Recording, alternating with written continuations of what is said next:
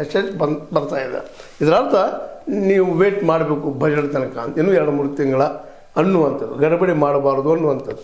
ಮತ್ತು ಇದೇ ಕಾಲಕ್ಕೆ ನಾವು ಡಿ ಕೆ ಶಿವಕುಮಾರ್ ಅವ್ರ ಬಗ್ಗೆ ಒಂದಿಷ್ಟು ವಿಚಾರ ಮಾಡಿದಾಗ ಸಹಜ ಅನ್ನಿಸ್ತದ. ಅವರಿಗೆ ದೇವೇಗೌಡ ಶಿಷ್ಯ ನಮ್ಮ ಸಿದ್ದರಾಮಯ್ಯರ ಮೇಲೆ ವಿಶ್ವಾಸ ಅದ, ಇಲ್ಲಂತಲ್ಲ. ನಾನು ಇನ್ನೂ ವೇಟ್ ಮಾಡ್ತೀನಿ ಅನ್ನೋಂಥ ಮಾತುಗಳು ಮಾತಾಡಿದ್ದಾರೆ. ನನಗೆ ಅವರ ಮಾತುಗಳು ವೇದ ವಾಕ್ಯಗಳನ್ನು ಅಷ್ಟ ಮಾತಾಡಿದ್ದಾರೆ. ಇವೆಲ್ಲ ಗಮನಿಸಿದಾಗ ನನಗೆ ಗುರುಗಳು ಅಂತ ಕರೆದಿದ್ದಾರೆ. ಇವೆಲ್ಲ ಗಮನಿಸಿದಾಗ ಅವ್ರಿಗೂ ಅದು ಪಾರ್ಟಿ ಬಿಟ್ಟು ಹೋಗ್ಕೊಂಡು ವಿಚಾರ ಇಲ್ಲ ಅಂಥೇಳಿ ಸ್ಪಷ್ಟ ಆಗ್ತಾಯಿದೆ. ಈಗೆಲ್ಲ ಹಲವು ಸಲ ನಮ್ಮ H16 ನ್ಯೂಸ್ ಮೂಲಕ HSR ಮೂಲಕ ನಿಮ್ಗೆ ಹೇಳುವಂಥದ್ದು ಏನಪ್ಪ ತಿಳಿಸಿದ್ದೀನಿ ಆಲ್ರೆಡಿ. ಡಿ ಕೆ ಶಿವಕುಮಾರ್ ಅವ್ರಿಗಿರುವಂಥ ಭಯ ಸತೀಶ್ ಅವರದ್ದು ಅನ್ನೋದ್ರಲ್ಲಿ 2 ಮಾತಿಲ್ಲ. ಅದಕ್ಕಾಗಿ 2022ರಲ್ಲಿ ನನಗೆ ನಿಶ್ಚಿತ ಆದರೆ ನಾನು ಇದ್ರ ಬಗ್ಗೆ ಚರ್ಚೆ ಮಾಡಲಿಕ್ಕೆ ಹೋಗೋದಿಲ್ಲ ಅನ್ನುವಂಥ ಮೆಸೇಜು ಕೊಟ್ಟಂಗೆ ಕಾಣ್ತದೆ. ಮತ್ತು ಕೊಟ್ಟಿದ್ದಾರೆ ಆಲ್ರೆಡಿ ಆ ದಿಶೆಯಲ್ಲಿ.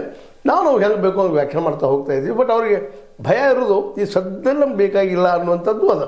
ಯಾಕಂದರೆ ಅವ್ರಿಗೆ 10 ವರ್ಷ ಮಾಡ್ತಾರೋ ಮಾಡಲಿ, ಏನು ಮಾಡ್ತಾರೋ ಮಾಡಲಿ, ಒಂದು ರೆಕಾರ್ಡ್ ಮಾಡಿಕೊಳ್ಳಿ ನಮ್ಮ ಸಿದ್ದರಾಮಯ್ಯನವರು. ಮತ್ತು ಅನಿವಾರ್ಯ ಆದಾಗ ನೋಡೋಣ ಅದನ್ನು ಮುಂದಿಂದ. ಬಟ್ ಈಗಂತೂ ಜಗಳ ಬೇಡ ಅನ್ನುವಂಥ ಅವ್ರ ತಲೆಯಲ್ಲಿ ಅದ ಅಂತ ಅನ್ನಿಸ್ತದೆ. ಅದಕ್ಕಾಗಿ ಮೋಸ್ಟ್ಲಿ ಅವರು ಈ ಒಂದು ಡಿಸಿಷನನ್ನು ಒಪ್ಕೊಳ್ತಾರೆ, ಅದ್ರ ಜೊತೆಗೆ ಹೋಗ್ತಾರೆ ಅನ್ನುವಂಥ ಮಾತು ಅದ.